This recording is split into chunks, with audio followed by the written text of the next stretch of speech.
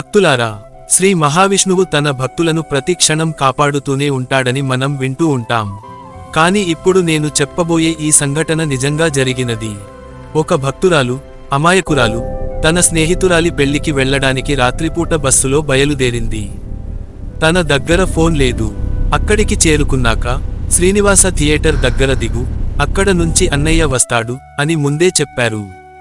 ఆమె బస్సు డ్రైవర్కి, అన్నయ్య, శ్రీనివాస థియేటర్ దగ్గర ఆపండి అని అడిగింది.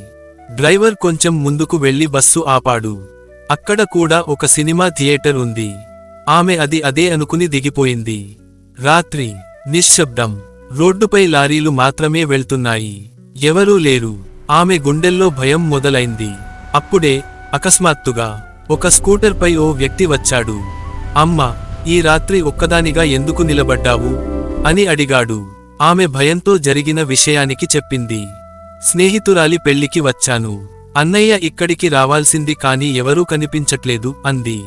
ఆ వ్యక్తి చాలా ప్రశాంతంగా, నీ దగ్గర ఫోన్ లేదా? నా ఫోన్తో ఒకసారి కాల్ చెయ్యి అన్నాడు. ఆమె కాల్ చేసింది. అప్పుడు వాళ్ళు ఆశ్చర్యపోయారు. అది శ్రీనివాస థియేటర్ కాదు అమ్మా, అది మహేశ్వర థియేటర్. నువ్వు తప్పు స్టాప్లో దిగిపోయావు అన్నారు. అప్పుడు ఆమెకు నిజం అర్థమైంది. వాళ్ళు వెంటనే అక్కడికి వచ్చి ఆమెను తీసుకెళ్లారు.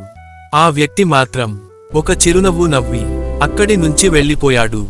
ఆమె మనసులో ఒక్క మాట మాత్రమే, సాధారణ మనిషి కాదు, స్వయంగా శ్రీ మహావిష్ణువు మనిషి రూపంలో వచ్చి తనను కాపాడాడని నమ్మింది. భక్తులారా, దేవుడు ఎప్పుడూ ఆకాశంలో మాత్రమే ఉండడు. మన కష్ట సమయంలో మన పక్కనే మనిషి రూపంలో నిలబడి ఉంటాడు. ఈ సంఘటన దానికి ప్రత్యక్ష ఉదాహరణ.